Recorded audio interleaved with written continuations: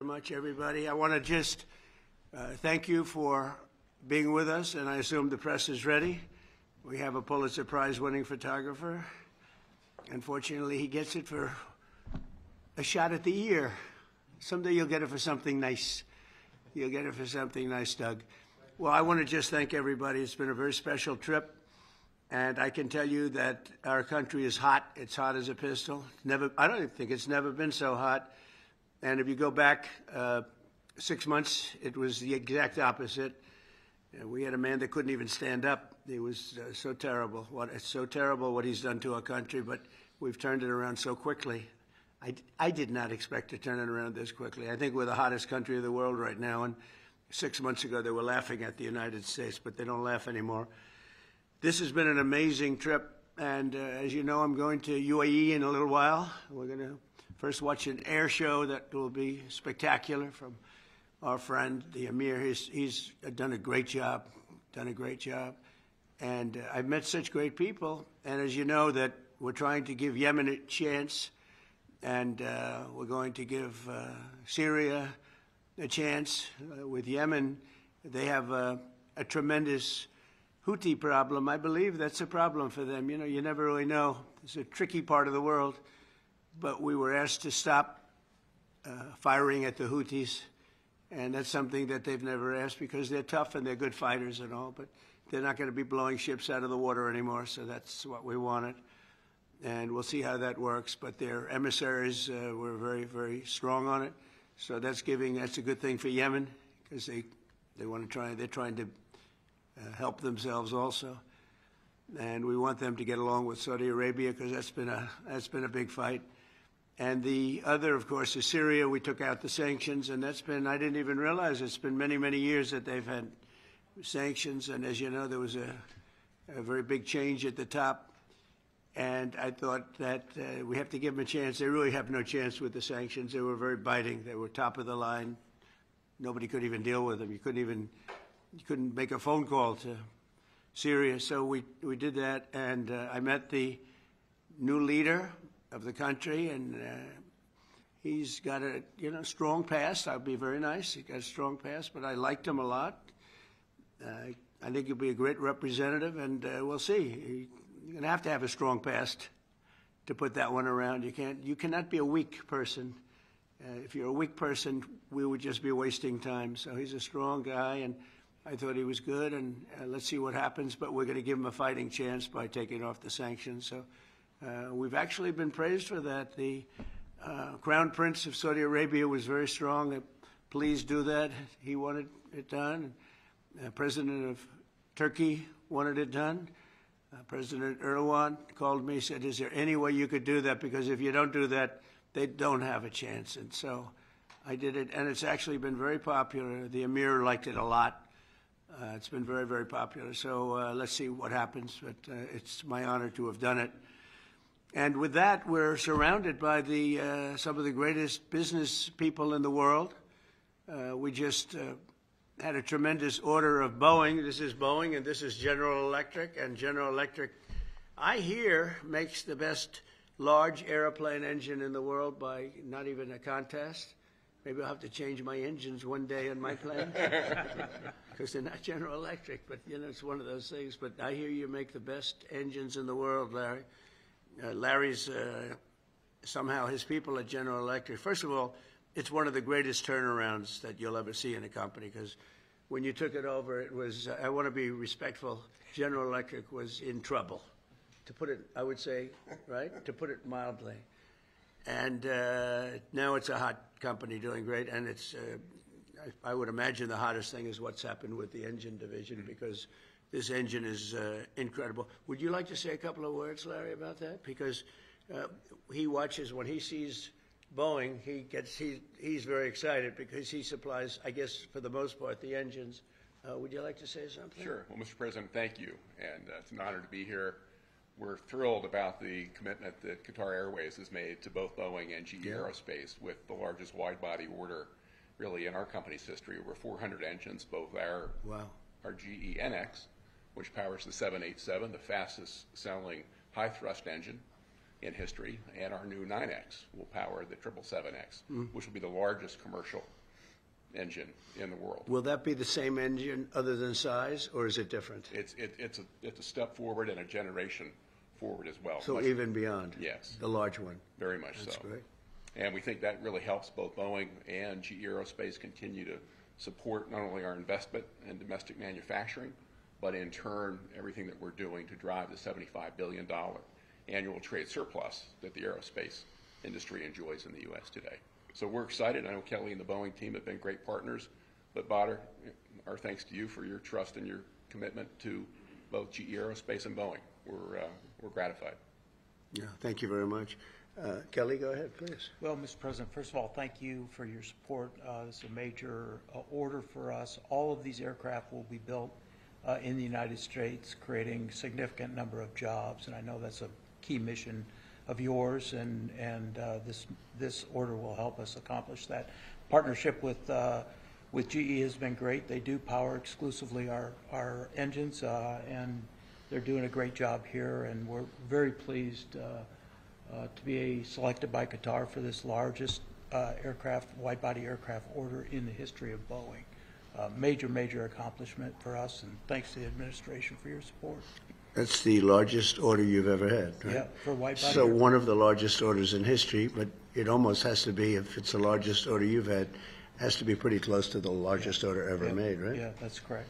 And you also, Boeing also got the jet fighter. We selected Boeing for the jet fighter, the state-of-the-art, highest level. It's an amazing-looking plane. If it functions as well as it looks, I think we're going to have a big winner. But we're also looking at some additional jet fighters. We have some really good ones that we have. We're taking a look at, strong look from one of your competitors, I must say, and we're doing something very special. But it's a special country. We were losing the Middle East because the past administration didn't handle the relationship properly, didn't show the kind of respect that they deserve. And I have a lot of respect, and I have a lot of liking. I like the Crown Prince a lot. I've known him a long time in Saudi Arabia, and the Emir is fantastic. And we're going to another country in a little while, UAE, a fantastic man, fantastic leader. And they have great leadership talents in this part of the world, and that's why they're doing so well. And you probably read today the story about Iran has sort of agreed to the terms. They're not going to make, I call it in a friendly way, nuclear dust. We're not going to be making any nuclear dust in Iran. And we've been strong. I want them to succeed. I want them to end up being a great country, frankly, but they can't have a nuclear weapon. That's the only thing. It's very simple. It's not like I have to give you 30 pages worth of details. There's only one sentence: they can't have a nuclear weapon. And I think we're getting close to maybe doing a deal without having to do this. There's two steps. There's a very, very nice step, and there's a violent step. The violence like people haven't seen before. And I hope we're not going to have to do this. I don't want to do the second step. Some people do. Many people do. I don't want to do that step. So we'll see what happens. But we're in very serious negotiations with Iran for long-term peace. And if we do that, it'll be fantastic. And for this country in particular, because you're right next door. You're a stone's throw away, not even, right? You're a foot away. You can walk right into Iran. Other countries are much further away, so probably it's not quite the same level of danger. But we are going to protect this country. It's a very special place with a special royal family, and the head of the royal family is two heads of the royal family, really, if you think. Great people, and they're going to be protected by the United States of America. And I think we're not going to have to do it because I believe very strongly in peace through strength. Now, we just gave out in the budget a $1 trillion budget, which is the biggest we've ever done. $1 trillion, never came close to a number like that. We'd be at 800 billion, would be at maybe 900, 910. We never got anywhere close to $1 trillion, but we're doing it. Hopefully, we will not have to use these weapons. We make the greatest weapons in the world. We make the greatest fighter jets. We make the greatest I guess Larry would know better than anybody, but we make the greatest planes in the world, the greatest missiles and defense systems. The Patriot system is the best acknowledged to be. I mean, this isn't from me. And we have a lot of it now. It's under order. And we're coming up with new systems. And we're coming up with a new system of drones.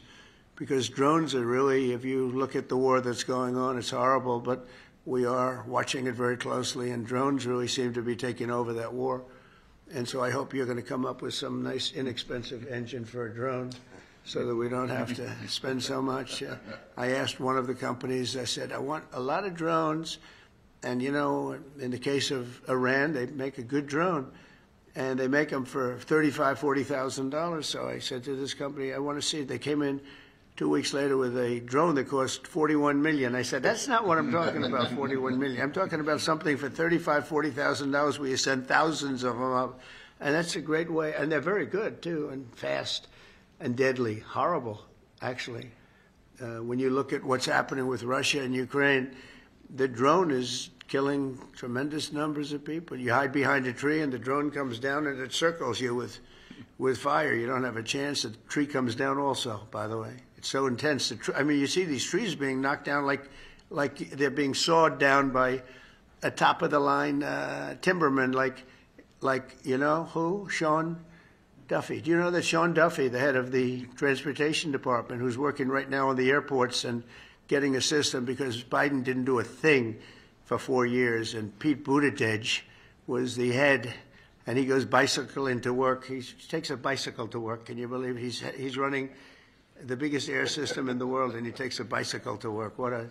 And they say he's going to run for president. I don't see it. Who knows, right? But I don't see it. But when I look at what they've done, it's so horrible what they've done. And the work they did do, they wasted billions of dollars. They're trying to hook up air systems to copper, and they tried to hook up copper to glass, and the glass doesn't work with the copper. And they had 30,000 different contractors doing 30,000 jobs. And when they put it all together, they spent billions of dollars. It didn't even come close to working. And we're going to be giving out a brand new system. It's very important. We'll have the best system, and we think we know who that system is. But we have a lot of bidding. But we want one check. We want a unified system. We don't want to have 5,000 contractors in all different places, some digging ditches and some not doing ditches because they want to go by satellite. Satellite seems to be the way to go. But so we're going to be giving that out pretty soon. But what people don't know about Sean, because I mentioned lumberjacks, that Sean, you probably didn't know this. That I'm not talking about this Sean. This Sean, no, this is a different Sean. Sean Duffy, the head of transportation. He's a great Sean, though, I have to tell you. But Sean Duffy was the world champion for 5 years, climbing trees and down, up and down, world champion. So that's what you call a serious lumberjack. And he's doing a fantastic job, too, a really respected guy and a terrific guy. And I mentioned the champion because when somebody's a champion, he's the world champion for a long time. He came down, when you come down those trees, coming down at a rapid, he said that started getting you back. You will often break your back. You miss a shot and you're coming down a lot faster than the human body was meant to come down.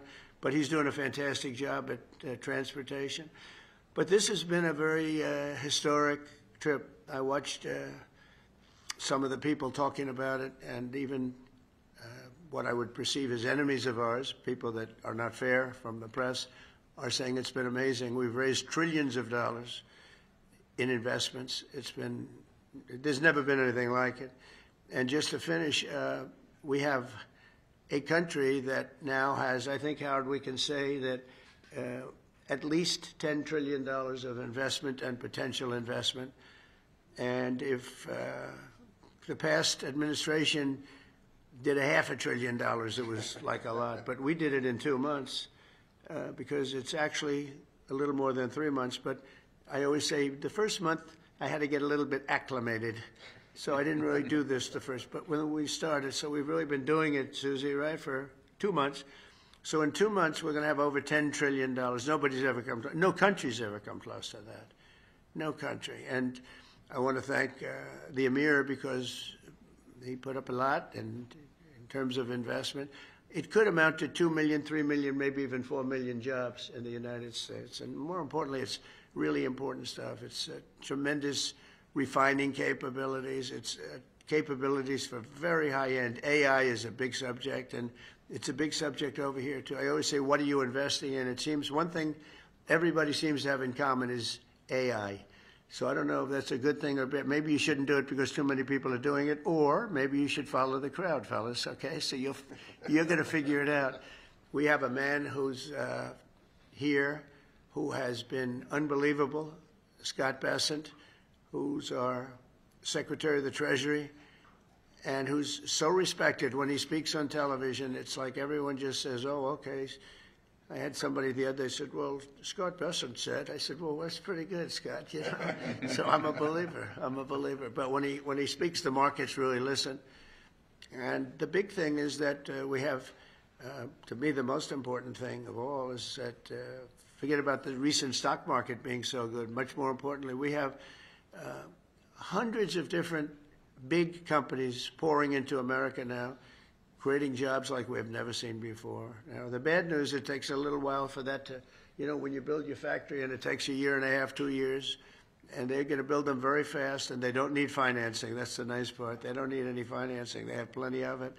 But they're building factories at levels we've never seen anything like it. And these are, you know, 10 billion, 12 billion, 50 billion. I said, how do you spend 50 billion on a factory? We have the chip companies coming in from Taiwan.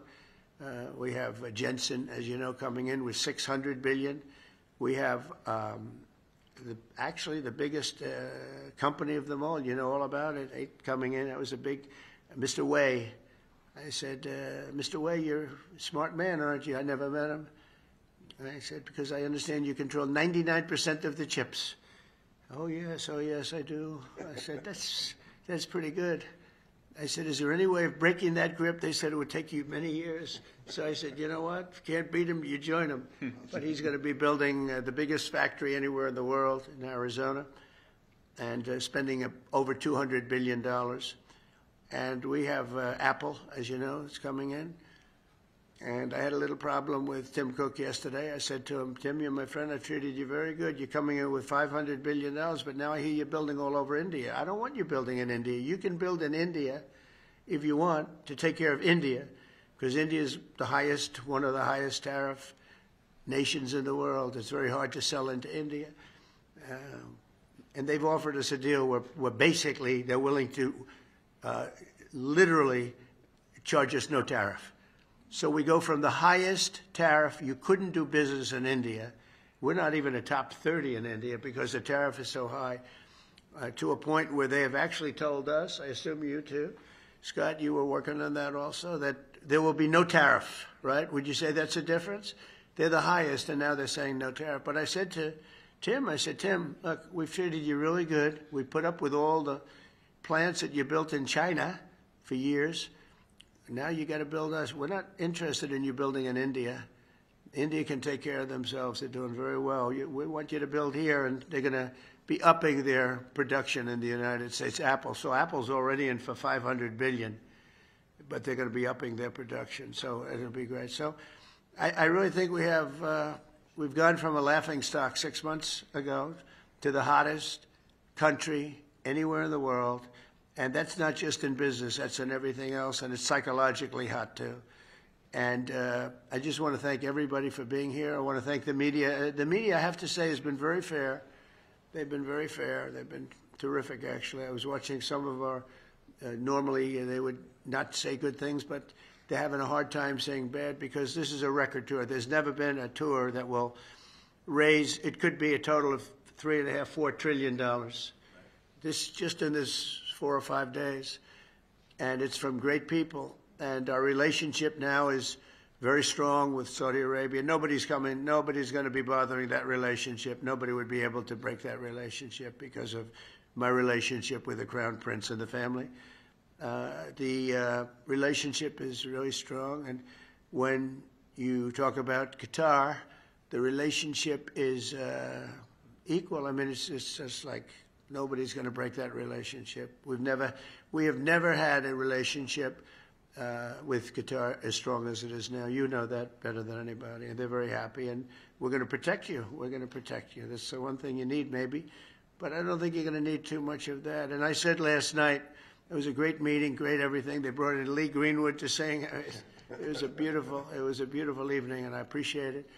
But I said last night that Iran is very lucky to have the Emir because he's actually fighting for them. He doesn't want us to do a vicious blow to Iran. He says, you can make a deal, you can make a deal. He's really fighting, and I really mean this. I think that Iran should say a big thank you to the Emir, because the Emir is fighting very much that we don't. And there are many people that want me to go the other route.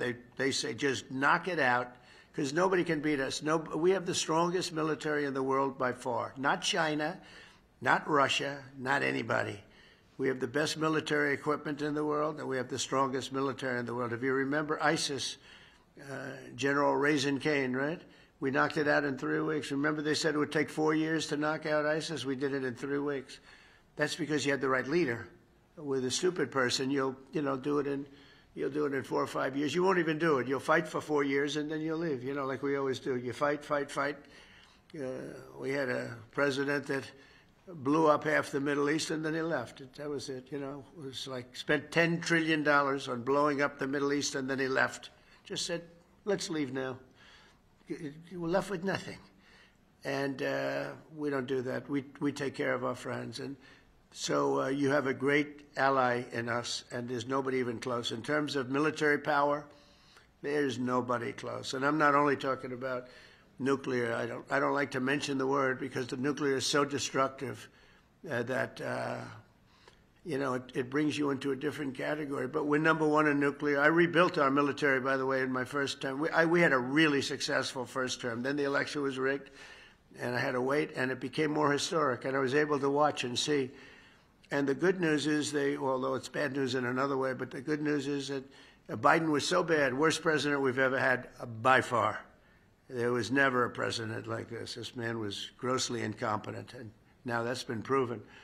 But people were able to see how bad it is, and it gave me a mandate. We won all 7 swing states. We won the popular vote by a lot. We won the counties by 2,725 to 505. That's why the map is completely red. When you look at it, the map, it was an obliteration, this election. And we got 312 electoral votes, so it was just an obliteration. And that means mandate. And we have a mandate that nobody's had. They said the most consequential election, and this was a enemy paper, the most consequential election in 129 years. So it's been a tremendous trip. I've really liked it. This is going, we're going 20 hours a day. And people say, how do you do it? And I said, I do it because I like it. I like it. I like the people I'm dealing with. I said last night, I stood on the line for, it seemed like hours. I said hello to Larry. I said hello to Kelly. I said hello to your 250 competitors. I said hello to everybody. And that was a long sucker, I want to tell you. They say, how do you do it? I said, I do it because I like the man standing on my left. And I said it 2 nights before about the Crown Prince, but last night I had the Emir, and he's fantastic. And I said, it's really not hard. When you like the people and when you are doing something, we have a term, MAGA, Make America Great Again, very simple term. And I remember Biden saying, we will not let MAGA take over this country.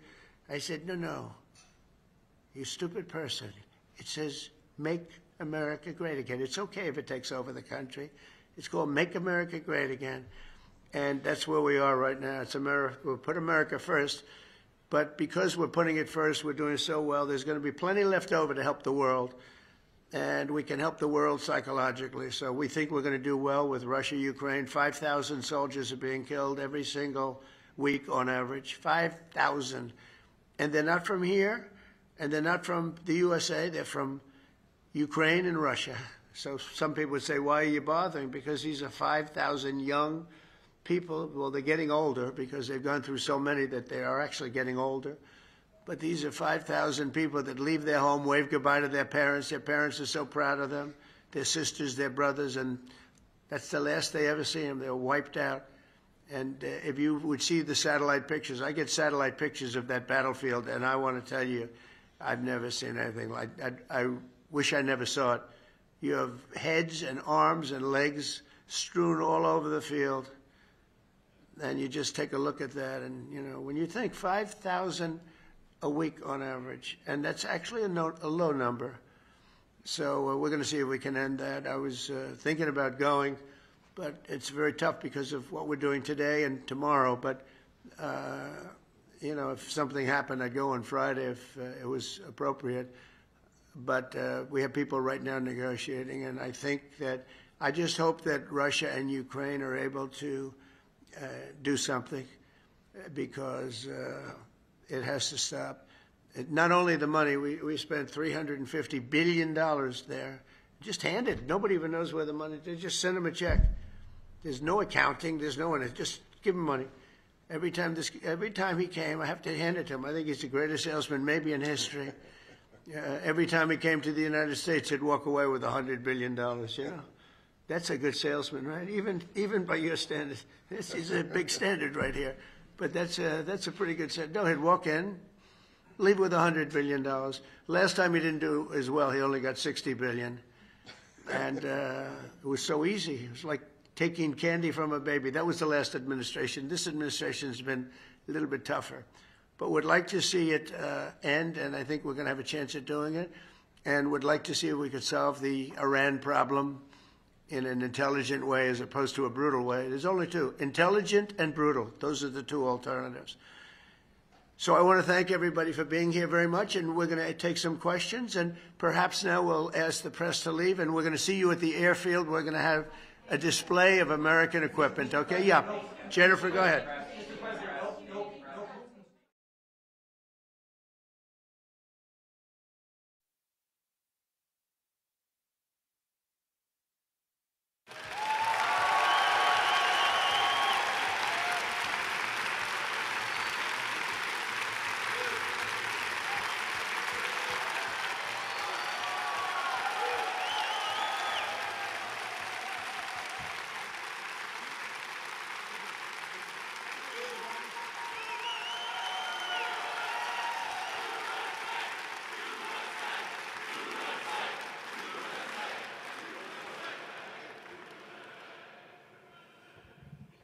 How we doing, American warriors?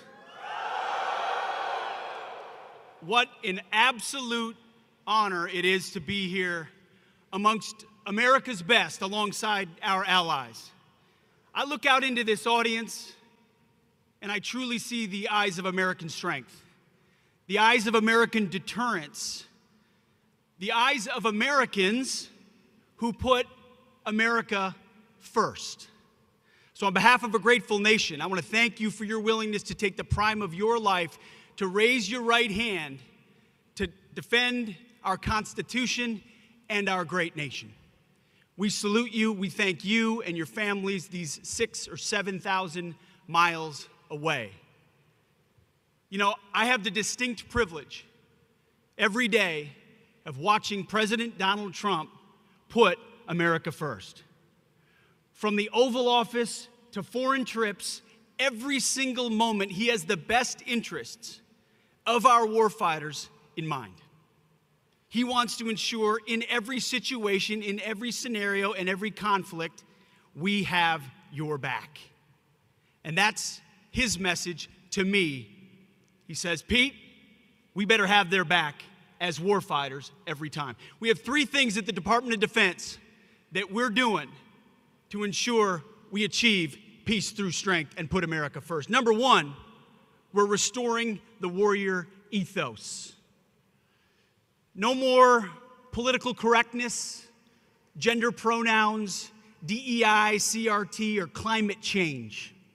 We're in the business of warfighting, accountabilities, standards, warriors, and lethality. And the American people have responded. The young people of America have signed up in historic numbers, which is why you've seen recruiting skyrocket across the country in historic ways, responding to their commander-in-chief, Donald Trump. You've also seen retention in our ranks at historic numbers as well. We're restoring the warrior ethos. We're also rebuilding our military. President Trump has committed a $1 trillion defense budget, a historic budget unlike any before, a generational rebuilding of our capabilities. We will have the best ships, the best subs, the best planes, the best fighters, the best drones, missiles, air defense, space defense, border security, Golden Dome, you name it. America will be stronger than ever before under our commander-in-chief, Donald Trump. He is committed to that. And number three, we are reestablishing deterrence. Sadly, over the last 4 years, we saw a collapse in Afghanistan, what happened on October 7th, the war in Ukraine, violence unleashed by wokeness and weakness. But under President Trump, we're seeing a renaissance of peace through strength.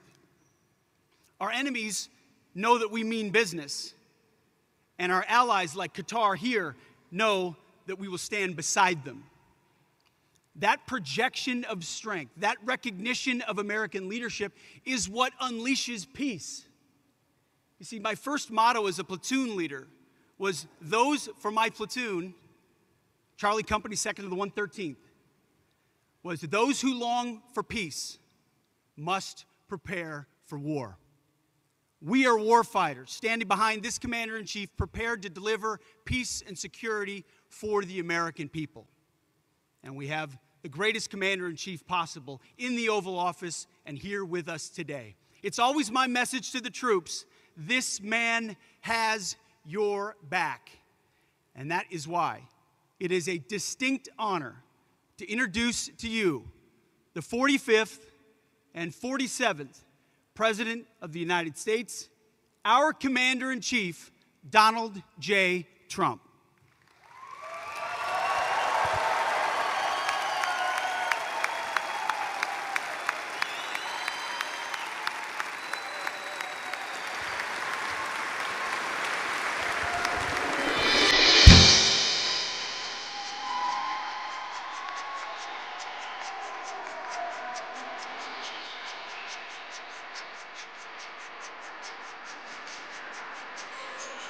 If tomorrow all the things were gone, I'd work for my life.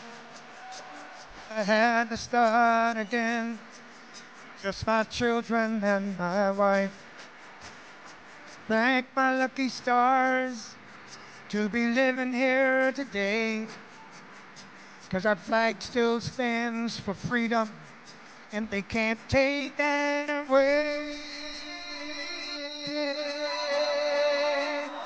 And I'm proud to be an American, or at least I know I'm free. And I won't forget the men who died, who gave that right to me.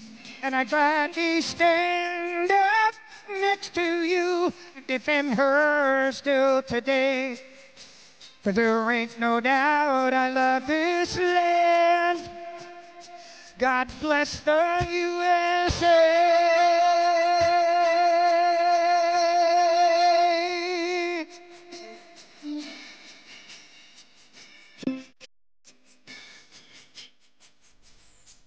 From the lakes of Minnesota to the hills of Tennessee, across the plains of Texas, from sea to shining sea, Detroit down to Houston, New York to LA, there's pride in every American heart, and it's time we stand and say that I'm proud to be an American, where at least I know I'm free. And I won't forget the men who died, who gave that right to me. And I gladly stand up next to you, defend her still today. 'Cause there ain't no doubt I love this land. God bless the USA.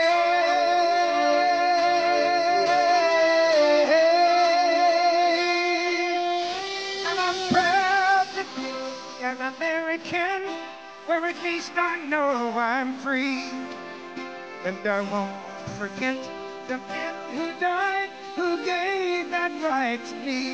And I'm glad we stand up next to you and remember still today. 'Cause there ain't no doubt I love this land.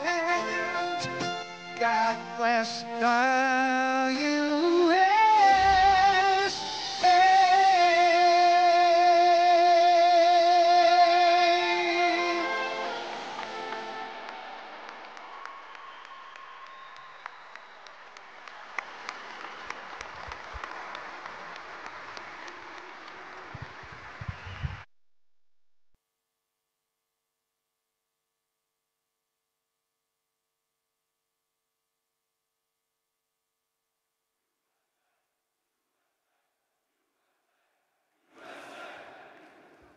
Well, thank you very much, everybody. This is an honor.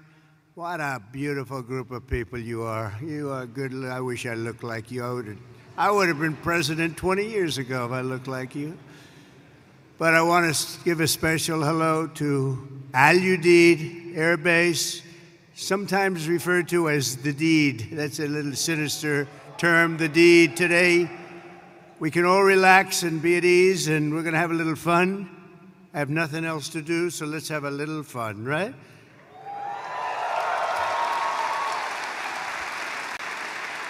So I'm thrilled to be here with the men and women who embody American strength and pride, the warriors of the United States Armed Forces. It's an amazing group of people. You are, without a doubt, the greatest fighting force in the history of the world. That's the way it is. I said it last night. I said it strong. We have the strongest military in the world. There's not even a contest. We have the best equipment. Nobody has equipment like us. Nobody has the planes or the missiles or anything else. And as your commander-in-chief, I'm here to say that America's military will soon be bigger, better, stronger, and more powerful than ever before. We just did a budget. The budget was the highest by far, over $1 trillion. That's a lot. That's a lot of stuff. And hopefully it's peace through strength. Hopefully we don't have to use it. Because if you use it, I feel sorry for the other guy, but we don't want to have to use it. I want to recognize a true warrior, and that's our Secretary of Defense. They put him through hell, the radical left did, and he's incredible. You know, he went to the best schools, he did the best stuff. He's a smart guy, and he's a great guy, and I just listened to his words standing backstage when he was speaking, and he really has it right on the peg. Pete Hegseth, he's going to be great. You're going to love this guy. You're going to love him.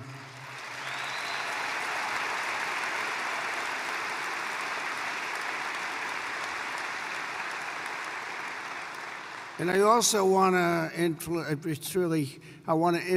you to clap for a man who's a great influencer. In fact, my son, Barron, said, "Dad, you got to do an interview with somebody I hadn't heard of." But my son knew very well. He knows everyone. He said, "Dad," this is before the election, you know, we won in a landslide in case you hadn't known. But he said, "Dad, you got to do an interview with a guy named Theo Vaughn." I said, "Who the hell is Theo Vaughn?" He said, "Dad, he's such a big guy. You got to do an interview." So he knew all the names. I didn't know the names. And where is Theo? He's around here someplace, I think. Theo, thank you very much.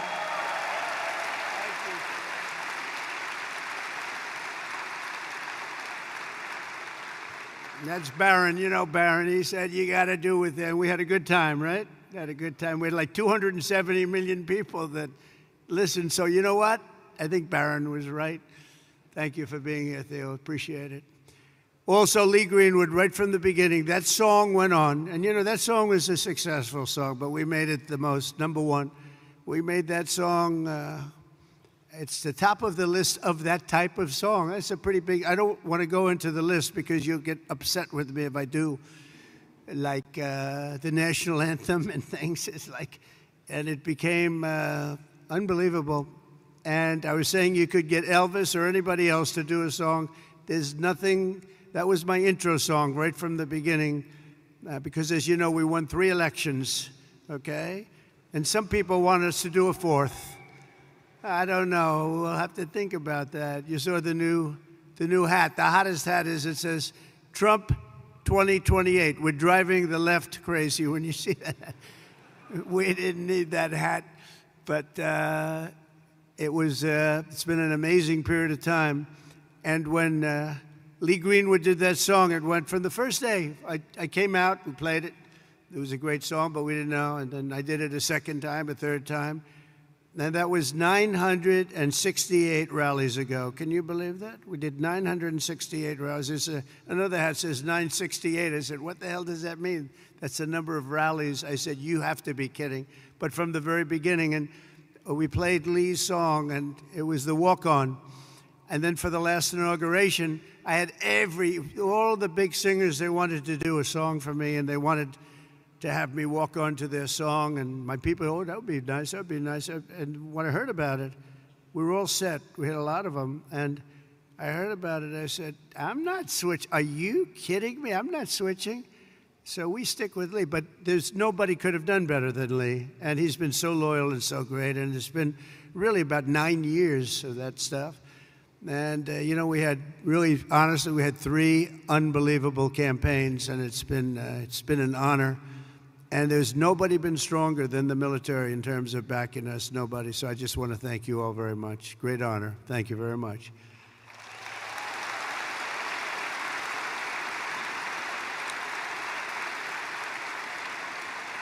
And also with us today is really a great talent and somebody who's one of the most popular television hosts in history. Still looks young to me, but he's been doing it a long time. But he's an incredible man. He's always seems to take my side, and therefore I like him even more. But he has common sense. We talk about common sense all the time, but he's one of the biggest in the history of television, the great Sean Hannity. He's here someplace. Sean, stand up wherever you are. Thank you, Sean. Thank you. Where is he? Thank you, Sean. Thank you, Sean. He was a little shy for a change. I've never seen that. We're also grateful to have a very excellent ambassador, Timmy Davis. Everybody loves him. Timmy, thank you very much. Thank you, Timmy. Along with your great military leaders, these are real leaders. These are real tough cookies. Lieutenant General Derek Trapper France, Major General David Shoemaker, Brigadier General Richard Deuce Dickens, Chief Master Sergeants Chris Murphy and Joshua Wiener, and Colonel Brian Ellis. We want to thank you, amazing people. They're real leaders, and this is one of the great bases anywhere in the world, and we're lucky to have them. Thank you very much, fellas.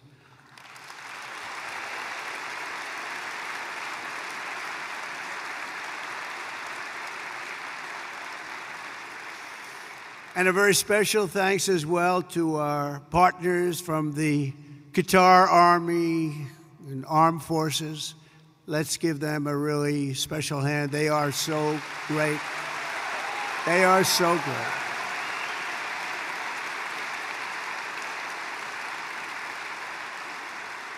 And in particular, we want to give a little special applause for somebody that's been so good. Deputy Prime Minister and Defense Minister, Saud. Where are you, Saud? Thank you very much. Great. Thank you. Thank you. It's an honor. Yesterday, we signed an agreement for Qatar to purchase $42 billion worth of the finest American military hardware, including THAAD missile batteries, Pegasus refueling aircraft, Desert Vipers, light armored vehicles, amphibious combat vehicles, the MQ-9B, and the Sky Guardian drones. That's all the best stuff. If it isn't, please stand up and tell me and we'll get something else. But I believe it's the best. Qatar will also be investing $10 billion to support this massive base in the coming years, and there's no place like it, they say. And a man, the leader, Amir, he's been a special friend of mine for a long time, long before I did the political thing. When he was a novice, he was a young guy, and we got to know each other, and we liked each other and got along long before I ever thought of running for president. And it's nice when you have that kind of a relationship. We got along right from the beginning. He's a special guy. He's a great leader of your country. So I want to just congratulate you on that, and all the Qatari people, a spectacular group, and it's an honor. And I don't think our friendship's ever been stronger than it is right now. It's you had the last administration. I don't know if they knew too much about what was happening, but this administration does. And you will never see anything like the relationship that we have. We just left Saudi Arabia, as you know, and you have a fantastic crown prince. He is a fantastic guy likewise. And we're going from here, we're going to UAE and United Arab Emirates, and we're going to see another leader. We have, it's an amazing part of the world, and our relationship has never been stronger. And you're going to see that as time goes by. But with us, it's not words. As you know, I'm in the midst of a very historic trip, visiting the key partners in the Gulf. We had just some incredible stopovers and a wonderful day. Yesterday, we had the dinner, however, with His Highness, the Emir. And he is, I'm going to see him in a little while. I'm going to be saying goodbye to him, but we'll be saying hello again very, very soon. But no visit in the Gulf would be complete without stopping to salute the people who keep America safe, strong, and free, and the patriots of the United States Army, Navy, Space Force. I love Space Force. That's I have to say, that's my little baby. You know, I started that. They said, that will never work. Oh, it worked. You know, we were way behind Russia and China, and now we're way, way ahead of everybody. So Space Force, I'm very happy. That was my, you know, not since the Air Force has that happened. So we created a force, and it's a big force, and it's a brilliant force. So Space Force, thank you for doing such a great job. The Marines, and of course, the United States Air Force. Al Udeid is the home of the legendary 379th Air Expeditionary Wing, known as the Grand Slam Wing. We also have the 1st Expeditionary Theater Support Group. You got them all. And let's not forget the top-notch Army soldiers from the 11th Air Defense Artillery, the Imperial Brigade. Thank you, fellas. That's great.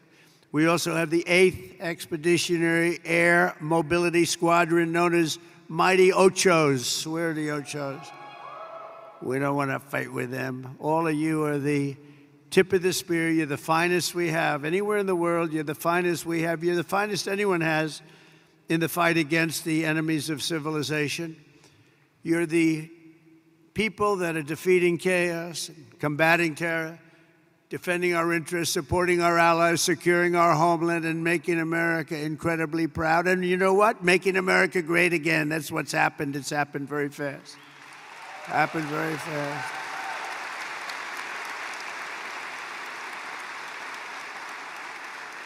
As president, my priority is to end conflicts, not start them, but I will never hesitate to wield American power if it's necessary to defend the United States of America or our partners. And this is one of our great partners right here. When we're threatened, America's military will answer our enemies without even thinking about it. We have overwhelming strength and devastating force. And we had people that didn't like to talk about that, you know. They didn't want to talk about the level of quality that we have. They didn't want to talk about anything. They didn't. We're going to have a big parade this year, you know, in Washington, D.C., a real parade. And I'll tell you just a little story. A week ago, May 8th, I'd call up a certain country, and they said, oh, we're celebrating the victory of World War II today, sir. Oh, really? I'd speak to one of the presidents or prime ministers or whatever. And they were so busy. Oh, yes, we're celebrating the victory of World War II.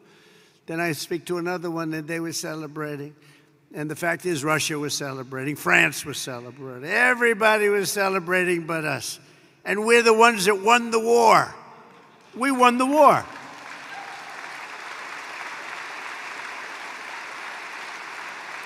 And they helped. But without us, they don't win the war. We're all speaking German. You know that, right? Without us, they're speaking German, maybe a little Japanese too. We won the war, and we're the only ones that didn't celebrate. So what I did is I got my crack staff over there, and we did it every time. We have May 8th, and we also have the date in November, that sacred date in November for World War I, because we won that war too. But think of it, I'm calling. Now, we love France, right? But I think we did a little more to win the war than France did. Do we agree? You know, I don't want to be a wise guy.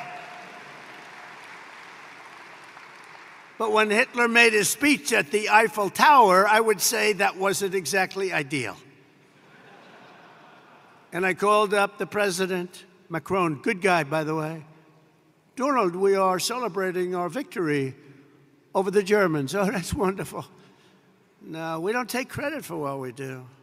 And I said, what the hell? Every country I've spoken to in the last week is celebrating the war but us. Isn't that terrible? So we're going to be doing holidays. But I said it has to be a working holiday because, you can only do so many of them. We have a lot of holidays. I'm not so sure we should have them, and you don't have to go to work. Our country has to go to work. So we're going to have a working holiday for each one of those 2 dates. And we're going to be celebrating, too, because we should celebrate more than anybody else. And others did help a lot, but nobody helped like us. We wouldn't have won. I mean, the fact is, not winnable without us. And now we're stronger than ever before. You know, I rebuilt the military in my first term. We had a great first term everywhere. We had the greatest economy ever, stock market up 88%, the biggest rise ever, all of that stuff. But the second term is going to be even better. We have over $10 trillion going to be invested in our country. And this little tour didn't hurt, I will tell you, between the 3 great places. I recently announced that I'll approve an unprecedented $1 trillion, as I told you. It's going to end up going higher, investment in the U.S. Armed Forces, and that's a record as part of that effort. I signed an order to build the Golden Dome missile defense shield to protect our country from missile attack. Is everybody okay with that?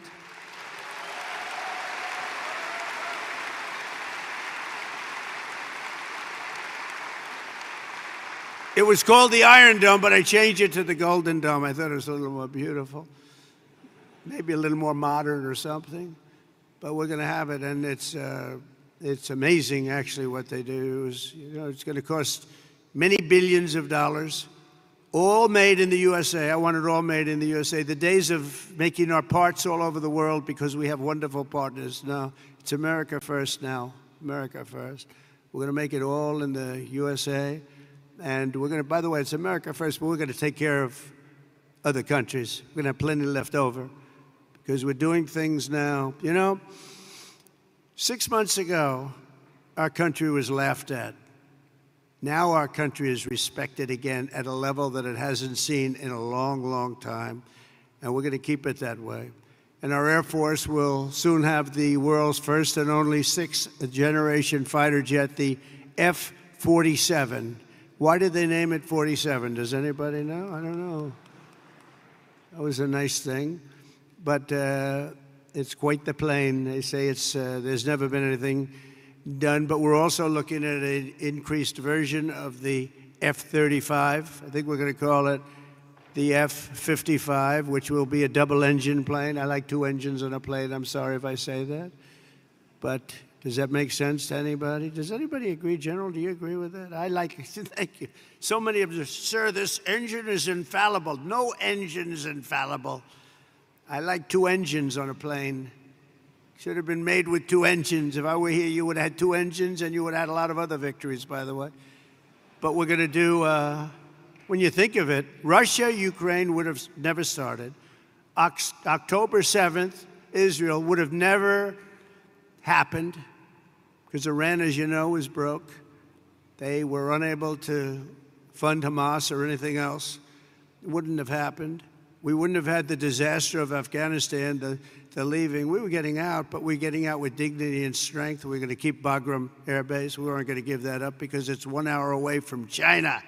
1 hour. You know who occupies it now? China.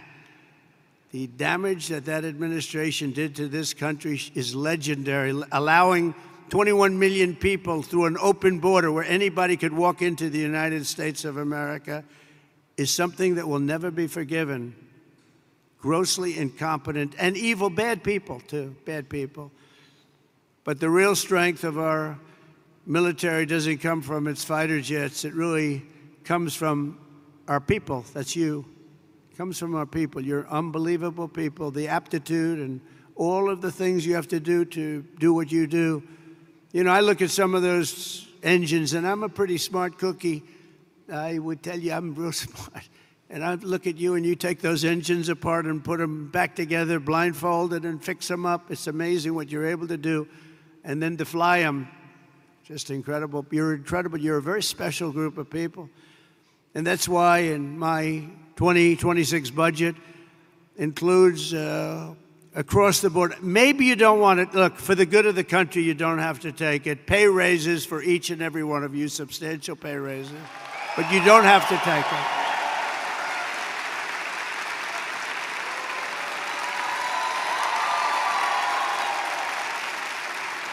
You don't have to take it. You can go to your commanding officer and say, sir, I'd rather not take that pay. I love my country, sir. I refuse to take it. Anybody here, raise your hand, please, if you refuse to take it. Let's see here. All right. Well, at least we have smart people. That's good. So you do your duty for us, and as Commander-in-Chief, I will always do and fulfill my duty to you. That's what I'm doing. Under the Trump administration, we're liberating everything in our armed forces from really radical social experiments carried out under the previous administration and beyond that, and actually beyond that, and restoring the strong and fierce spirit of the American warrior and the American fighter. On day one, I signed an executive order stopping our service members from being forced to endure endless training sessions on political correctness. We don't care if you're politically correct. And I directed the reinstatement of all patriots expelled from our military by the COVID vaccine mandate, which should have never happened. They're being returned at their former rank with full back pay. Very important. After years of not making our enrollment targets, to me, this is the biggest thing. Our military suddenly has the best recruiting numbers that perhaps they've ever had, but certainly in 30 years. Think of that. You go back 6 months ago, we couldn't get people to join the military. Nobody wanted your job.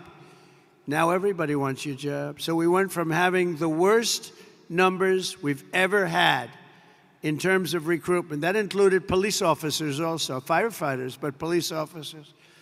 But in the military, think of that.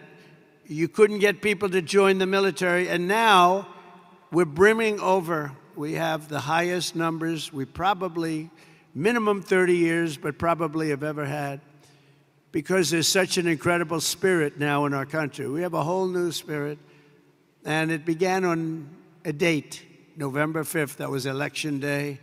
Under the Trump administration, America is back, and America's military is back, bigger, better, and stronger than ever before. Since my inauguration, service members stationed throughout this region have terminated 83 major terrorists operating across Iraq, Syria, and Somalia, including the #2 just recently global leader of ISIS. And I knocked out ISIS, as you know, in my term. They said it was going to take 4 years. I said, why 4 years? That's a long time. And then I met a General Raisin Kane. He's now the head of the Joint Chiefs of Staff, right? And he was great. He said, we can do it in 3 weeks, sir. I said, well, I was told 4 years, General, by your television generals in Washington, D.C., and he didn't want to be disrespectful to them. He said, sir, I'm telling you, if you want, we can do it in 3 weeks. And that's what he did. He knocked out 100% of the ISIS caliphate in 3 weeks.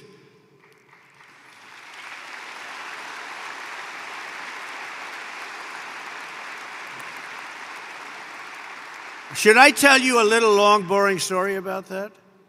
Yes? Okay, some of you have heard it because it's sort of a cool story, but I was wondering why we couldn't defeat, ISIS. We have this great military, all these great jets that we have, new all over the place, the best in the world, the fastest, the best.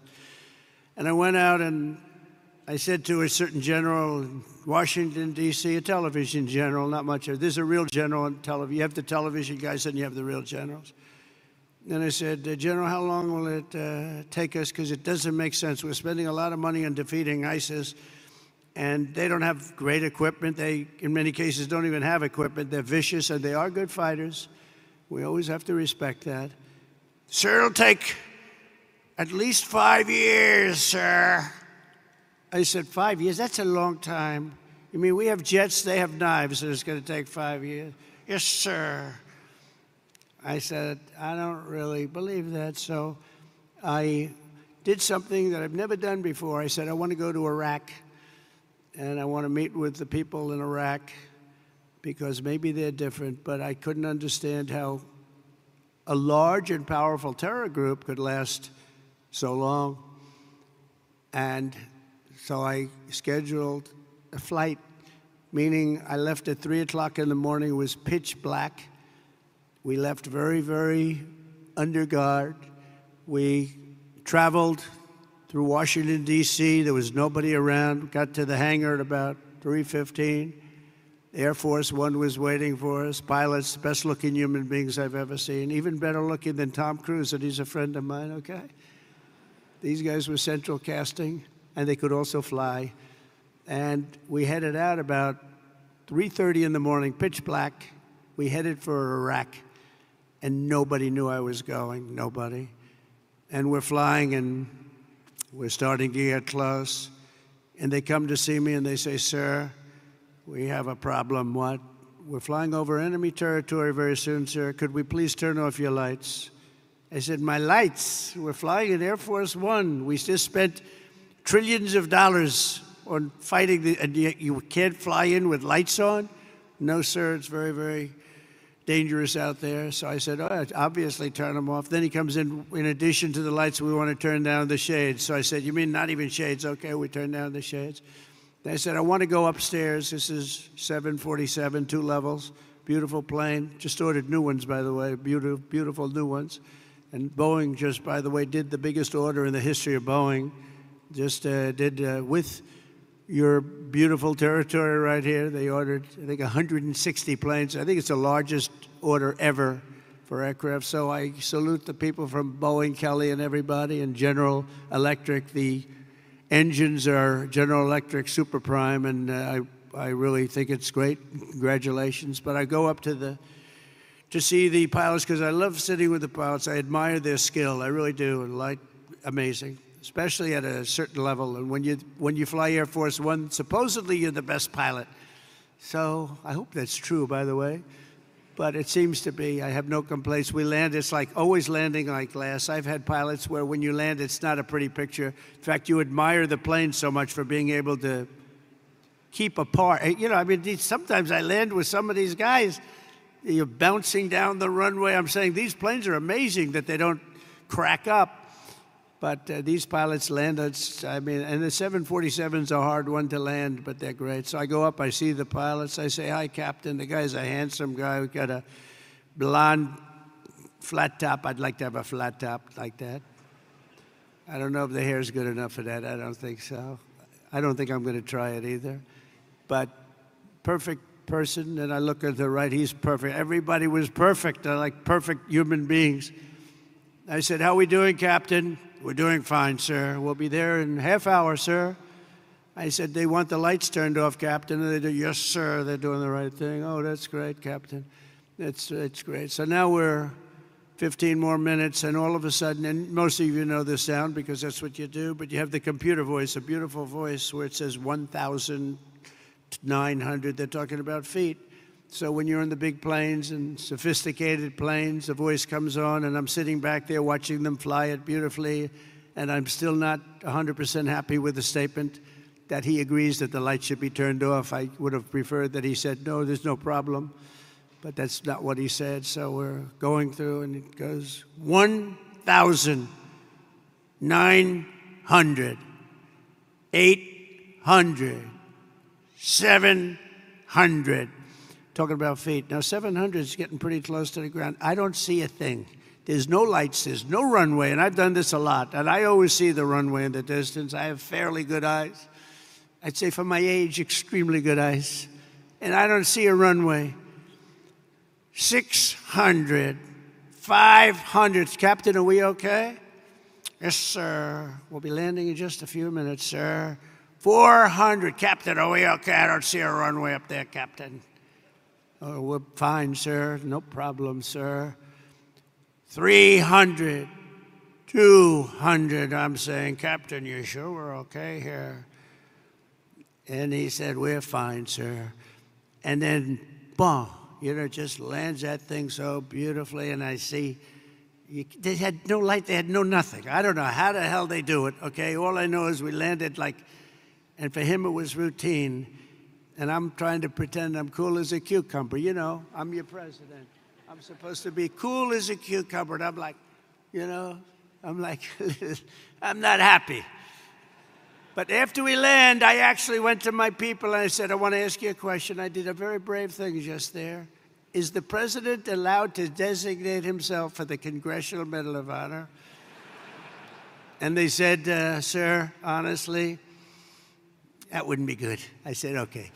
So anyway, we get it. I kid. I have to say I kid because the fake news is back there. And they'll actually, no, it's true. And they'll say that the president wanted to give himself the Congressional Medal of Honor, and he was talked out of it by his staff. So anyway, I get, the door opens, we have a platform, and I see down, I look down, and I see these are all specimens, just like you guys are all perfect people. And I'm seeing a couple of generals, a couple of staff sergeants, and drill sergeants, but everybody's like from a movie. And I walk out of the plane and meet the first gentleman. And I said, what's your name? He said, Kane, sir. My name is Kane. And I said, hello, Kane. What's your first name? Well, they call me Raisin. I said, wait a minute. Raisin. You mean like Raisin Kane? Yes, sir. That's what they call me. General, I love you. You're the guy I'm looking for, General. You're the guy I'm looking for.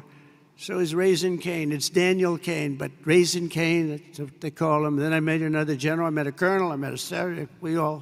They said, sir, would you like to rest? I said, what do you mean rest? I've been resting on the plane. I don't want to rest. What do I have to rest for? He was thinking about Biden to come, okay? Biden would have rested the entire trip. First of all, he wouldn't have made the trip. But if he landed, he would have been rested for about 5 days before he had the first meeting. I said, no, let's go have the meeting because I want to find out what's going on over here. We're spending a lot of money, and people are being killed. I want to find out why it's taken so long, so let's go right away. So we went to almost like just a very secure room that was in the form of a boardroom. Very professional, however. It was very highly sophisticated with the equipment. Best you can buy. We have the best you can buy all the time. But I went into the room and I said, General, so they tell me in Washington it would take 4 to 5 years to defeat ISIS. And I want to know from you, is that true? Or is that, no, sir. But it's not my place to say, sir, because they are the ones that call the shots. I said, well, if you disagreed, it's not the military way, sir. You have to listen to them. That's a chain of command. I said, oh, that's great. I'm not sure I like that system. But how long do you think it would take you if I gave you total authority to go in and knock the hell out of them? So it would take approximately 3 weeks. I say it again, General. I was told 5 years. Sir, it'll take 3 weeks and you'll have time left over. I said, you got to be kidding me. Where the hell have you been? And then I sort of was really in disbelief because I said, I've been hearing for so long and we've been fighting it. How long will we fight him? 18 years or something? And here's the guy telling me 3 weeks. So I said, General, how do you do it in 3 weeks? He says, well, sir, I don't like saying this because I do have people in Washington, but I'm going to say it. We have portable stations. We have portable runways. We have runways all over the place. We have other bases. And we're being forced to fight them from a very far away, distant base, which is right here. And by the time we get there, we have to come back because there's no fuel, and we're way too far away, sir. And they're over here, and he shows me a map, and we're over here, and we're all the way here, sir. I said, why didn't they use the other bases? Well, they didn't want to disturb the country where those bases were located. I said, we give those countries billions of dollars. We can disturb them a little bit. They wouldn't know what we're doing anyway. Are they going to know where the planes are going? Not really, sir. I said, so what would you do different? He said, well, sir, I'd start from here, and he went through a whole thing. And I'd hit him from the left. I'd hit him from the right. I'd hit him from underneath. I'd hit him from the top. I'd hit him from every angle, sir. I'd hit him so hard and so fast they wouldn't know what the hell is happening.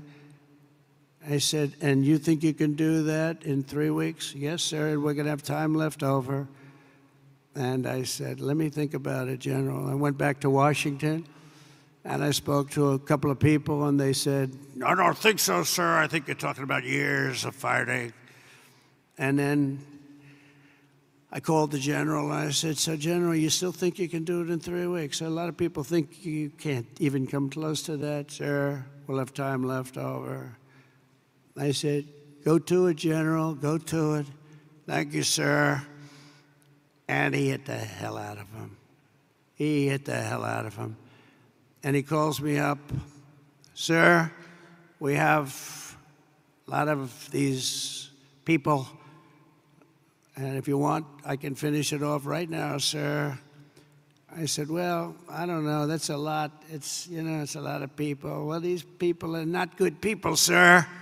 These are not good people. You'll feel better about it. Well, they're not good people, but they're people, aren't they? And he goes, I said, you know what? Why don't you buzz them for a little while, and maybe after a day or two of buzzing them, they'll surrender. They don't know about surrendering, sir. Well, maybe they'll raise the white flag. They don't have a white flag, sir. I said, well, give it a shot anyway. He said, all we're going to do is take a couple of bullet holes in our wings. You guys know about that, right? And I said, well, let's give it a shot. And he calls up and says, let me do the job, sir. I said, all right, do the job. And we defeated 100% of the ISIS caliphate in just a very short little period of time, totally different from what I was told in Washington, D.C. by a bunch of frickin' losers, okay? Losers. And that's the beginning. And I took that general and made him the head of the Joint Chiefs of Staff, as I told you. And he's going to be great, and he's highly respected by everybody, just a different kind of respect to it. It's a real respect. But we can do our job better than anybody in the world, but you have to have the leadership of the top at the top. And we're doing that. We're finding, we let a lot of 4-stars go. We had more 4-stars. We had, I think, 425 4-stars. In World War II, which, by the way, we won, in World War II, we had 187 generals. And we had like 425 generals now, without really a war. And so we made a lot of changes, and we have the best. We have the best. We worked hard to figure the best, the real ones. We want the real generals, not the fake generals, and not the political generals, too. So we have something that's special, but it can show you really what happened. We also just apprehended, as an example, the ISIS terrorist of the Albrecht Grab, the one that caused all of the problems in Afghanistan, caused unbelievable destruction. We lost 13 great soldiers. I got to know the parents and the families of those soldiers. But you know what they don't say is the ones who were so horribly wounded, which were many. And hundreds of people were killed from the other side. I always include that. That should have never happened. That whole mess should have never happened. I think it was the most embarrassing day in the history of our country.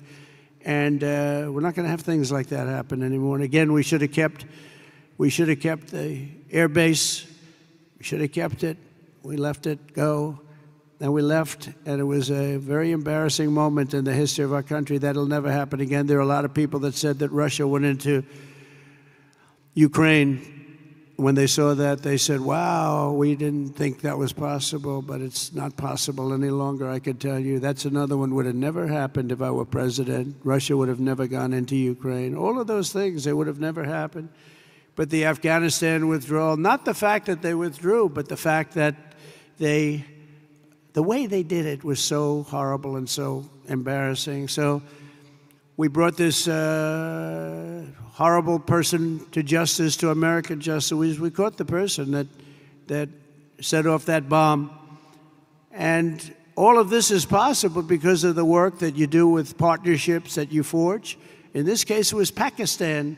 And by the way, I don't want to say I did, but I sure as hell helped settle the problem between Pakistan and India last week, which was getting more and more hostile. And all of a sudden, you'll start seeing missiles of a different type. And we got it settled. I hope I don't walk out of here and 2 days later find out that it's not settled, but I think it is settled. And we talked to them about trade. Let's do trade instead of do war. And Pakistan was very happy with that, and India was very happy with that, and I think they're on the way. You know, they have been fighting for about 1,000 years, in all fairness. So I said, you know, I could settle that up. I can settle anything. Let me settle it up. Let's get them all together. How long have you been fighting? About 1,000 years. Oh, that's a lot. I'm not sure about that. I'm not sure about settling. That's a tough one. They've been fighting for a long time.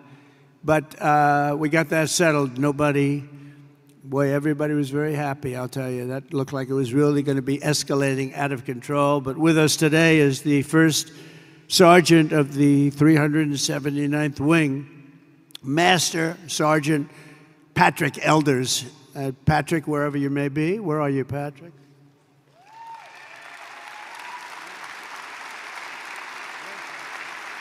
Handsome guy. Wow. I'm looking at him from here, and it says after having served 22 years, he's a lot. How long have you been in, Patrick? Wow, that's amazing. It looks like he's like 25 years old. I'm saying 22 years. They said, we must have this mixed up. We don't have it mixed up. I guess when you love what you do, you stay young, right? And he loves what he does, no doubt about it. But having served over 22 years in the Air Force, he's one of his, right now, this is his 6th deployment. But this time it's a little different because his stepson, Airman First Class Ashton Inman, is on his own first ever deployment nearby in Kuwait, right now in Kuwait, which is really incredible. Master Sergeant Elders is proud that 2 generations of his family are now serving the same mission in the same theater, protecting the same great American flag. So say hello to him. Thank you very much. Very nice. A lot of stories like that.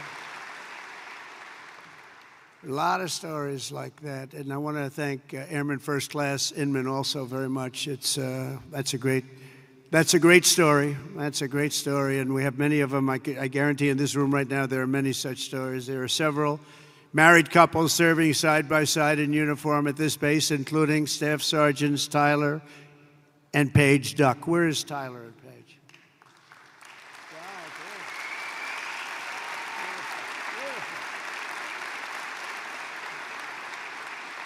For years, they grew their relationship while Paige was deployed in the UK and Tyler was halfway around the world at Joint Base Elmendorf, Richardson in Alaska, conquering a 14-hour time difference. That's a lot of time difference. And now they're together at Al Udeid, and it's really great. So Staff Sergeants, congratulations. It's fantastic. The American people never forget that our service members and their families make incredible sacrifices each and every day so that all Americans can be safe and be free, and we love our amazing military families. Our military families are as good as you can get. The men and women here today are part of a noble tradition of service that has been passed down from one generation of Americans to the next, and your spirit and courage and sacrifice has always been there when we needed you the most. You're always there when we need you the most. With us today is Master Sergeant Michael Schlow, who happens to be from a small town in a place called Butler, Pennsylvania. Has anybody heard of Butler, Pennsylvania? Yeah. Michael is a member of the Air Force Reserve as well as Butler County Corrections Officer. And last July 13th, he attended the rally where an assassin tried to take my life. He gave it a shot. Not good. That was someday. As soon as the shots were fired, Michael raced to direct law enforcement toward the sniper's perch, then worked to evacuate the rest of the crowd in a very safe manner. But Master Sergeant Schlow would be the first to tell you who the real hero was that day. He personally knew and really liked veteran firefighter, also a veteran of the military, great veteran of the military, who laid down his life for his country, really laid down his life for his country. His whole life was about his country. Corey Comparator, and he's become somewhat of a legend, I will tell you. He took a hard shot. He took a hard shot guarding his family. Master Sergeant Schlow, your commitment represents the very best in America. Thank you for your incredible service that day and forever, because that day was a horrible day, but you acted with incredible bravery. We've got reports about what you did. It was really amazing, and I personally appreciated it. That was a rough day. We don't want to have days like that. But Corey was an incredible guy, lost his life, guarding his wife and children. Every American warrior here today inherits a legacy of exceptional patriots who have defended our freedom for nearly 250 years. You carry on the glorious tradition of the heroes of Lexington and Concord, Gettysburg and Belleau Wood, Normandy and Midway. You embody the spirit of the soldiers who hoisted the flag over Fort McHenry and the Marines who planted the stars and stripes on the summit to Iwo Jima. That was a rough attack. You carry forward the mission of generations of Americans before you who marched through halls of gunfire, trekked over rugged mountains, stormed across scorching deserts, sailed through hostile waters, conquered unknown dangers, and poured out their blood and guts on battlefields all over the world. The military is incredible. And we won our independence. We preserved our union, protected our way of life, defeated fascism, crushed terrorism, liberated millions and millions of people from bondage, and brought communism to its knees. It's what we did. And now we're going to defend America from all enemies, overcome all obstacles and dangers, and as one nation, we're going to build a future of peace and prosperity for generations to come. Together we will stand strong, we will stand proud, we will live free, and we will fight, fight, fight, and win, win, win.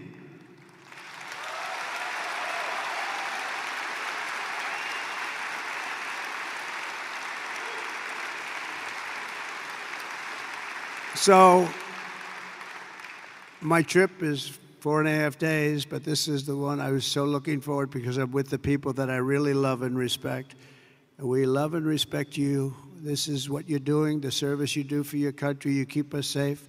There is no more important profession. And I was so proud to see those reports coming in just a few days ago saying that the enrollment is at the highest level ever, especially when I had to suffer running against a group of people that were very inappropriate, where they allowed that reputation of what you stood for and what you stand for to deteriorate to a point where we weren't able to recruit. So just remember this, you have a job now that everybody wants. Everybody wants to be doing what you're doing. It's a special job, and I'm so proud. When I saw those numbers come across the board that we set the record for enrollment in the military, and we took that from the exact opposite just 6 months before. I was very, very proud of that.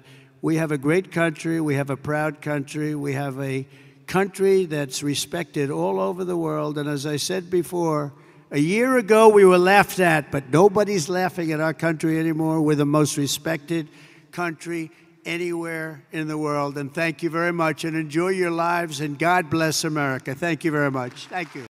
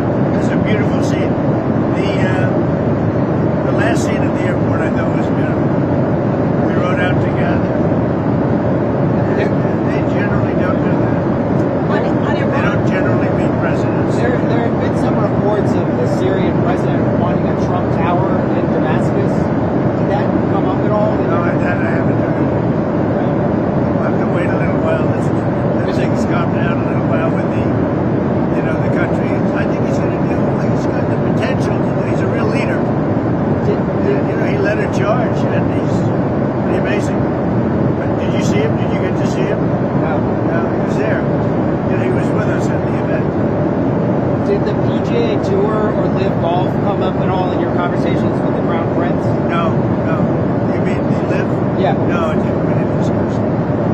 What about that Saudi intelligence agent? The 9/11 families want the Saudi intelligence agent to be extradited to the United States to face charges for 9/11. Did that come up in conversation? No, it didn't. But I know all about it, but it didn't come up. On Israel, you're not going to Israel. Does this trip sideline Israel at all? No, not at all. No, this is good for Israel. Having a relationship like I have with these countries, the Middle Eastern countries, essentially all of them, I think it's very good for Israel. Can I ask you again on Israel? On the hostage deal, did any of your people speak with Israel about the release of the American hostage? I'm sorry, on the sanctions lifting of Syria. And let me ask on Edom first. What credit does Israel deserve, if any, for that release of the hostage? Well, they've been fighting a long time. They're warring. And I think they deserve a lot of credit. I think my people deserve a lot of credit, maybe the most credit. He wouldn't be there if it weren't for us. He wouldn't be living right now. Probably none of the hostages would be living right now. We probably have 20 that are living. And we'll be getting out step by step. We've gotten a lot of them out. And last time, a couple of weeks ago, 10 people walked into my office, the Oval Office, and they said they had a 59 on their shirt in front. And I said, what does that represent? The number of hostages? I said, oh, that's a lot. He said, well, 24 are living, and now it's 20. The number is 20 and living. 4 have died, and the young people don't die. Young people are killed, they don't die. Okay. So the 24 living of the 59 to 24 living is now down to 20. And we got Edom out. It was great. His family was so thankful. We did a good job with that. We'll continue to do it. What happens on Thursday if President Putin doesn't show up in Turkey for the talks with Ukraine? What will you do? Well, I don't know if he's showing up. I know he would like me to be there. And that's a possibility. We could end the war. I'd be thinking about that. Not tomorrow. We're all booked out. You understand that? But you go if he We're going to goes. go UAE tomorrow. And so we have a very full situation. Now, that doesn't mean I wouldn't do it to save a lot of lives and come back.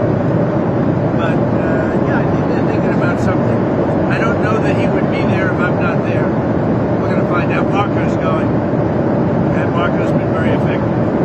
How are you feeling about how Putin is handling this? I know you had said a few weeks ago you thought maybe how Putin is handling this. You said a few weeks ago you thought maybe it was I'll let you know in a week. I'll let you know in a few days. Now, Mr. President, on Israel again, has any of your team been in touch with Israel and your team about lifting the sanctions on Syria, which there was reaction? Well, in touch. I mean, we told them we're doing it. The reason I did it, and I think it's been very popular, actually, certainly in the Middle East it's been popular. Virtually everybody. But the reason I did it is because I spoke with President Erdogan, who I get along with very well. And I spoke to Mohammed, as you know, was with him. And they thought it was very important to do. It gives them a much better chance of survival as a country. Can you share what Netanyahu thinks about it? Well, I think what's happened is Turkey feels we should do it. Other countries don't. If you looked at my speech last night, which I assume most of you were at, I think the biggest applause was when I said that we're lifting these sanctions on Syria, and that's because they want to give Syria a chance to live and to be great, etc. Mr. President, the Emirati government backed the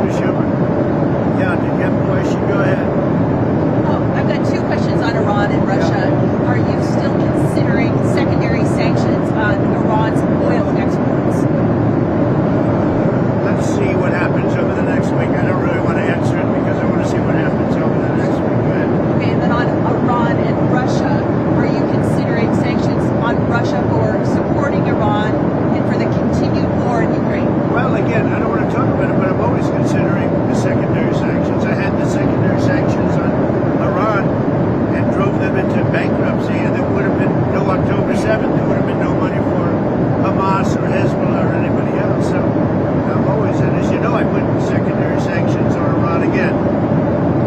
And hopefully they're going to make the right decision, because something's going to happen one way or the other. Very simple. It's going to happen one way or the other. They can't have a nuclear weapon. So we'll either do it friendly or we'll do it very unfriendly, and that won't be pleasant. Thank you very much. On the Qatari plane,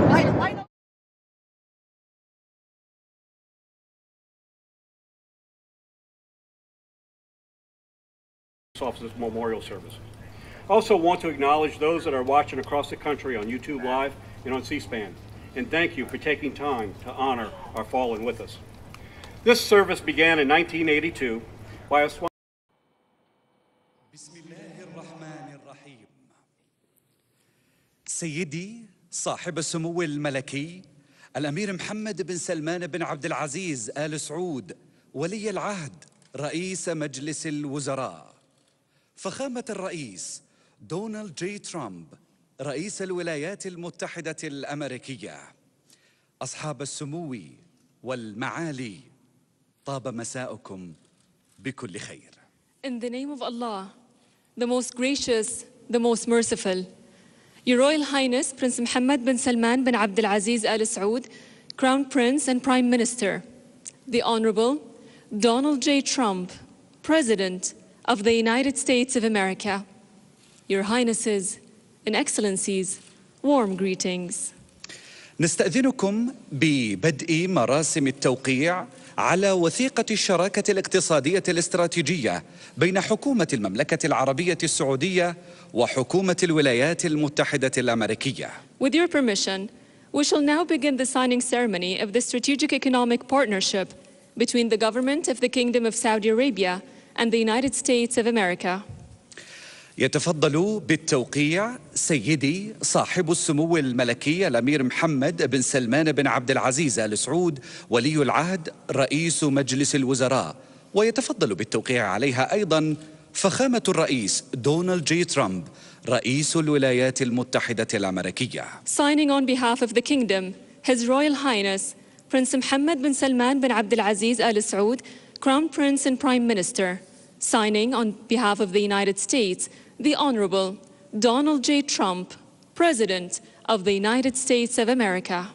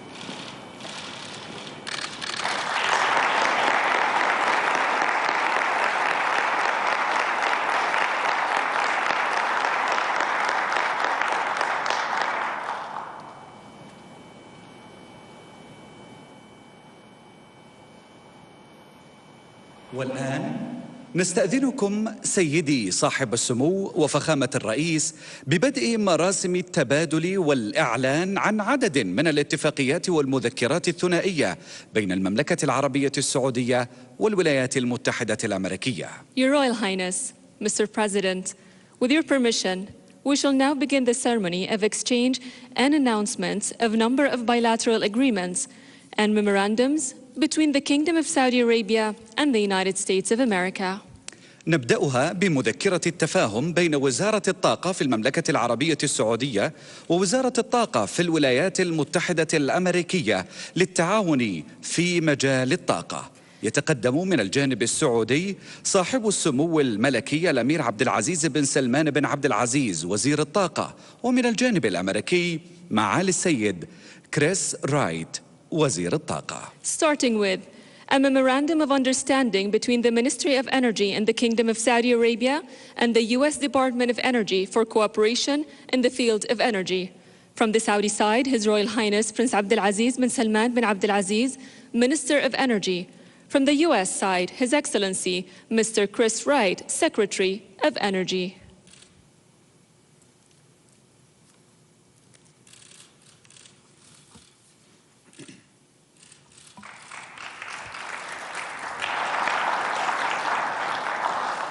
يلي ذلك مذكرة نوايا بين وزارة الدفاع في المملكة العربية السعودية ووزارة الدفاع في الولايات المتحدة الأمريكية في شأن تحديث وتطوير قدرات القوات المسلحة السعودية من خلال القدرات الدفاعية المستقبلية.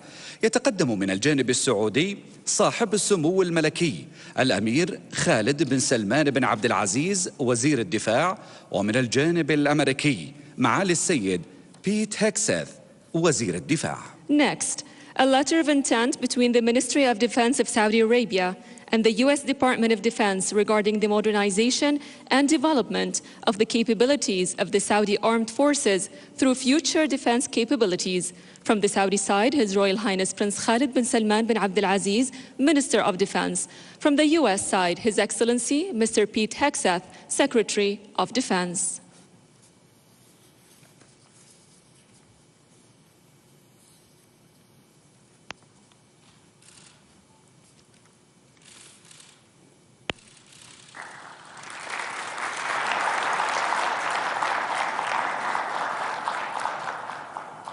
أما الآن فنسرد لكم مجموعة من الاتفاقيات ومذكرات التفاهم. مذكرة تعاون في مجال التعدين والموارد المعدنية بين وزارة الصناعة والثروة المعدنية في المملكة العربية السعودية ووزارة الطاقة في الولايات المتحدة الأمريكية. Announcing the agreements of Memorandum of Understanding on Cooperation in the Field of Mining and Mineral Resources between the Ministry of Industry and the Mineral Resources in Saudi Arabia and the U.S. Department of Energy. خطاب نوايا لإكمال الأعمال وتعزيز التعاون المشترك وتطوير المتطلبات المتعلقة بالذخيرة والتدريب وخدمات الإسناد والصيانة وتحديث الأنظمة وقطع الغيار والتعليم للأنظمة البرية والجوية لوزارة الحرس الوطني. Announcing a letter of intent to complete work and enhance joint cooperation on ammunition, training, support services, maintenance, system upgrades, spare parts, and education for land and air systems of the National Guard. مذكرة تفاهم بين برامج الشراكات الدولية بوزارة الداخلية ومكتب التحقيقات الفيدرالي FBI بوزارة العدل الأمريكية.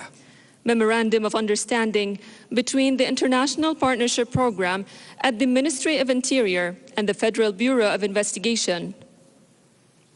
مذكرة نوايا بين وزارة الدفاع في المملكة العربية السعودية ووزارة الدفاع في الولايات المتحدة الأمريكية في شأن تطوير القدرات الصحية للقوات المسلحة السعودية.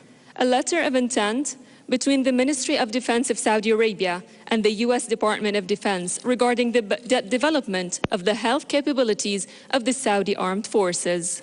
يلي ذلك مذكرة تفاهم للتعاون القضائي بين وزارة العدل في المملكة العربية السعودية ووزارة العدل في الولايات المتحدة الأمريكية. Memorandum of Understanding for Judicial Cooperation between the Ministry of Justice in Saudi Arabia and the U.S. Department of Justice. اتفاقية تنفيذية بين وكالة الفضاء السعودية في المملكة العربية السعودية والإدارة الوطنية للملاحة الجوية والفضاء ناسا في الولايات المتحدة الأمريكية للتعاون في مشروع كيوبسات لرصد الطقس الفضائي ضمن مهمة أرتميس 2. An executive agreement between the Saudi Space Agency and NASA for cooperation in the CubeSat-2 space weather monitoring project as part of the Artemis mission. اتفاقية بين حكومة المملكة العربية السعودية وحكومة الولايات المتحدة الأمريكية بشأن المساعدة المتبادلة بين إدارتي الجمارك في الدولتين. An agreement between the government of Saudi Arabia and the government of the United States regarding mutual assistance between the customs authorities of the two countries. يلي ذلك بروتوكول تعديل اتفاقية بشأن النقل الجوي بين حكومة المملكة العربية السعودية وحكومة الولايات المتحدة الأمريكية. Next, protocol amending the air transport agreement between the government of Saudi Arabia and the government of the United States of America. بعد ذلك مذكرة تفاهم للتعاون بين المعهد الوطني لأبحاث الصحة في المملكة والمعهد الوطني للحساسية والأمراض المعدية في الولايات المتحدة الأمريكية في مجال البحوث الطبية الخاصة بالأمراض المعدية. Next, a memorandum of understanding between the National Institute for Health Research in Saudi Arabia and the U.S. National Institute of Allergy and Infectious Diseases on medical research related to infectious diseases. اتفاقية تعاون بين الهيئة الملكية لمحافظة العلا ومؤسسة سميثسونيان من خلال المعهد الوطني لحديقة الحيوان وعلم الأحياء للمحافظة على البيئة. Cooperation agreement between the Royal Commission for Al-Ula and the Smithsonian Institute National Zoo and Conservation Biology Institute. اتفاقية أخرى اتفاقية تعاون بين الهيئة الملكية لمحافظة العلا ومؤسسة سميثسونيان من خلال المتحف الوطني للفنون الآسيوية. And last but not least, cooperation agreement between the Royal Commission for Al-Ula and the Smithsonian Institute National Museum of Asian Arts. ليس هذا فحسب، بل الشراكة الاستراتيجية التي استمرت لعقود طويلة ستمتد بتوقيع المزيد من الاتفاقيات ومذكرات التفاهم في المنتدى الاستثماري السعودي الأمريكي، راجين للبلدين شراكة مستدامة ومستقبل مزدهر. To hear, this decades-long strategic partnership will continue with more signings of agreements and memoranda of understanding at the Saudi-US Investment Forum. In closing, we wish both nations a fruitful